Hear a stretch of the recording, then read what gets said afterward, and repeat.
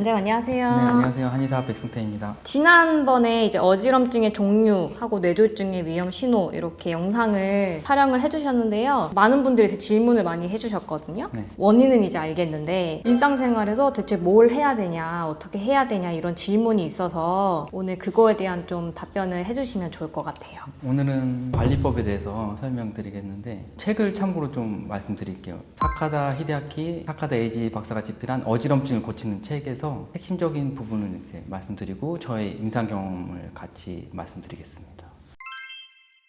책에서 보면 사카다 박사님은 약물치료법만큼 하루 24시간 어떻게 보내느냐에 따라 이 관리가 되는지가 결정된다고 강조하셨습니다. 보통 생활습관이 어지럼증에 중요한 역할을 하는데 첫 번째 중요한 게 심장과 혈액순환의 문제입니다. 뇌와 귀의 평형기관은 아주 미세한 혈관을 통해 산소와 영양분을 공급받는데 심장의 힘만으로는 이 머리끝에서 발끝까지 다 보내기가 힘들어서 이런 혈액을 원활하게 보내주려면 올바른 걷기와 같은 활동이 중요한데 이런 활동을 통해서 제2의 심장 역할을 함으로써 이제 혈액순환을 뇌와 그 내이 쪽으로 미세한 혈관을 통해 이동시켜야지 이런 건강을 유지할 수 있고, 둘째는 자율신경 리듬을 되찾는 것입니다.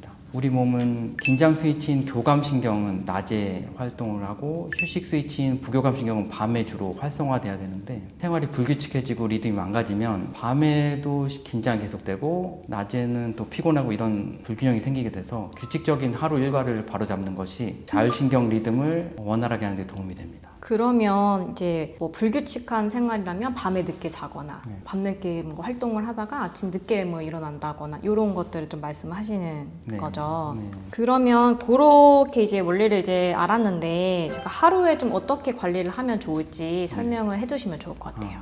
하루에서 이제 아침, 점심, 저녁 나눠가지고 각각 어떻게 좀 관리해야 되는지 관리법을 좀 설명드리겠습니다. 아침 습관은 일단 하루의 리듬을 깨우는 시간인데 20분 정도의 아침 산책이 정말 좋습니다. 아침에 일어나서 가벼운 체조로 몸을 푼 다음에 30분 정도 약간 빠른 걸음으로 산책하는 습관이 정말 좋은데요. 아침에 신선한 공기와 햇볕을 맞고 밤새 우위였던 부교감신경을 교감신경으로 전환시켜서 몸과 마음을 건강하게 활성화시키는 역할을 하게 되고, 걷는 것 자체는 이제 하체 근육을 움직여서 혈액을 심장으로 되돌려주는 펌프 역할을 하게 되는데 이게 전신 혈액순환을 촉진하는 가장 좋은 운동입니다.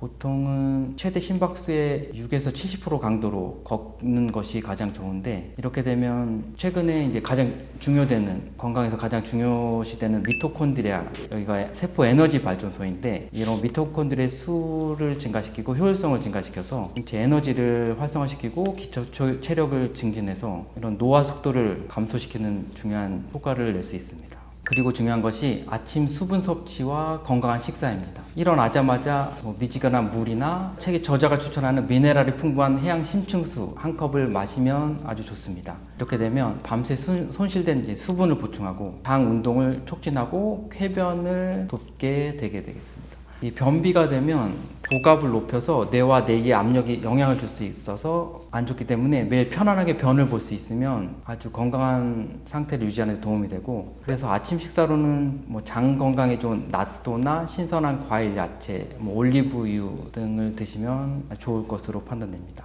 그리고 출퇴근길에 평형 훈련을 하는 건데, 만약 대중교통을 이용하면 다리 앉기보다는 서서 가는 것을 추천드리겠습니다. 손잡이를 이렇게 가볍게 잡고 버스나 전철의 흔들림에 맞춰서 몸의 균형을 이렇게 잡으려고 노력하는 것 자체가 일상생활에서 할 수 있는 훌륭한 평형 재활 훈련이 되기 때문인데요.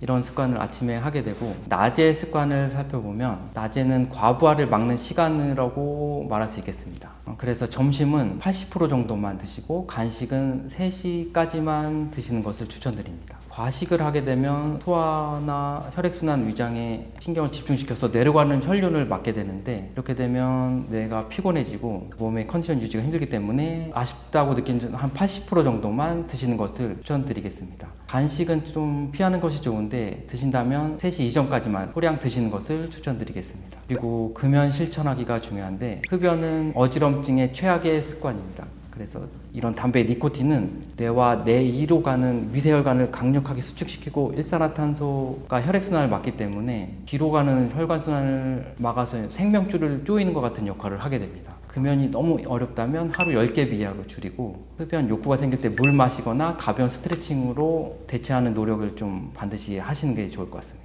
그리고 나쁜 자세를 피하는 게 중요한데 앉아서 졸거나 팔베개를 하거나 소파에 비스듬히 누워서 장시간 TV를 보는 등의 습관은 경추, 즉 목뼈에 부담을 많이 주게 되는데 이런 목뼈 사이에 치골동맥이 압박되면 뇌관과 손해로 가는 혈류순환이 막게 돼서 어지럼증을 유발하고 악화시키는 데 아주 좀 중요한 역할을 하게 됩니다. 그래서 항상 바른 자세를 유지하려는 의식적인 노력이 필요하겠습니다. 실제로 진료하고 상담했던 분들 중에 아침 산책하고 수분 섭취를 하게 되면서 몸 컨디션이 너무 좋아지고 그 전에 어지럼증으로 출근이 힘들었던 때가 믿기지 않다고 이렇게 말씀하시는 분들도 많습니다. 그래서 아침이 정말 중요한 것 같습니다. 그리고 저녁 습관을 말씀드리면 저녁은 몸과 마음을 안정시키는 시간이라고 볼 수 있습니다. 첫 번째 중요한 게 올바른 목욕법을 하는 건데 너무 뜨거운 물이나 장시간의 목욕은 교감신경을 흥분시키고 혈압을 좀 급격하게 올릴 수 있어서 어지럼증에 좋지 않을 수 있습니다. 38도나 40도 정도 미지근한 물로 10에서 15분 정도 반신욕이나 샤워를 하는 것이 좋은데 이렇게 되면 부교감신경을 활성화시켜서 몸을 편안하게 하고 휴식 상태로 이끌어주게 됩니다. 입욕 전에는 물 한 컵을 좀 마시는 것이 도움이 많이 됩니다. 저녁 식사는 특히 중요한데 한 70% 정도만 할 수 있을 정도로 드시는 게 좋고 잠들기 최소 3시간 전에는 식사를 마치는 것이 좋습니다. 염분이 많거나 기름진 음식, 육류는 조금 줄이고 등푸른 생선이나 채소 위주 식사를 좀 권해드리는 편입니다.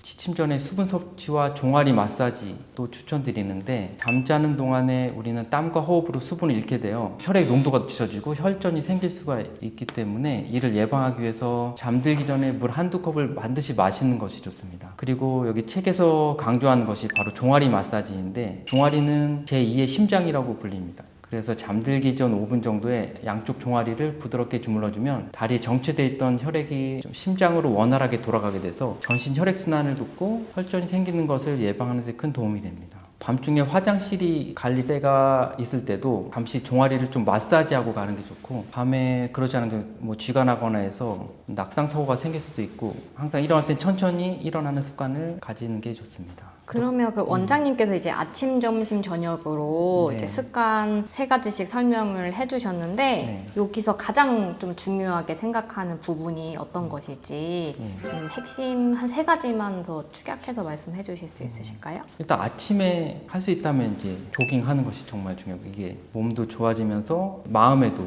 영향을 끼치고 혈액순환이 좋기 때문에 아침 조깅을 할 수 있으면 가장 좋을 것 같고 잠들기 전에 이제 물 한 컵 마시고 종아리 마사지 정도로 가볍게 시작하는 것도 도움이 많이 될 것 같습니다. 여기서 하실 수 있는 것만 다 하실 필요는 없고 네, 한 번에 다 하긴 힘드니까 조금씩 실천해 보는 것이 중요할 것 같습니다. 마지막으로 그럼 하시고 싶은 말씀 있으시다면 어지럼증에 대해서 이렇게 설명해 주시면 될 것 같아요. 어지럼증이 일단 응급상일 경우는 아까 말씀드린 것처럼 뭐 병원에 반드시 가야 되는데 보통 대부분의 어지럼증은 이제 기능성 문제라서 진단으로 안 나오는 경우가 대부분입니다. 환자들 봐도 모든 검사를 다 해봤는데 이제 치료 원인이 안 나오고 그래서 치료해도 안 돼서 고통받는 분들이 많은데 이런 경우 이제 한약 치료가 정말 크게 도움이 많이 되는데 한약 치료 이제 몸의 기능 상태를 회복시키는 치료라서 아까처럼 한약이나 침이나 약침 치료들이 몸의 기능 좀 문제 있는 부분을 해결할 수 있는데 도움이 많이 되기 때문에 몸의 기능이 좋아지고 문제 있는 부분이 해결되면 어지럼증은 자연히 없어지기 때문에 그걸 정말 추천드리고 이번에 어지럼증 임용학회 세계 네스학회에 가서도 전 세계 의사들이 이제 어지럼증 치료에 어려움을 많이 겪는 걸 봤습니다. 어지럼증이 잘 안 낫기 때문에 그거에 대한 여러 가지 연구하고 있어서 그래도 안 나서 정신과 영역이나 여러 가지 문제들 동원하는 걸 봤는데 이거에 대해서 한약이 정말 치료가 잘 되고 근데 쉽게 나을 수 있는 치료들을 이비인후과 의사들이 어려움을 보는 거를 많이 연구 발표해서 보게 됐었는데 그래서 저희가 그쪽을 더 연구해가지고 한약의 이런 우수성을 좀 알리고 환자들도 그걸 좀 파악해서 몸 일단 본인이 이제 생활 관리도 하고 몸이 좋아지면 어지럼증이 자연스럽게 좋아지는 거라서 그걸 잘 인식하고 자기가 지금 너무 스트레스 받거나 너무 과로하는 건 아닌지 그런 거를 좀 파악해서 몸 관리를 하시고 안 될 경우에 한의원에 내원해서 침이나 한약 치료 등의 도움을 받으면 회복이 잘 되기 때문에 충분히 빨리 좋아질 수 있을 것으로 생각하고 있습니다. 오늘 끝까지 영상 시청해 주셔서 감사드리고 영상이 도움이 되셨다면 좋아요, 구독 부탁드리겠습니다. 여러분의 건강한 하루를 응원합니다. 감사합니다.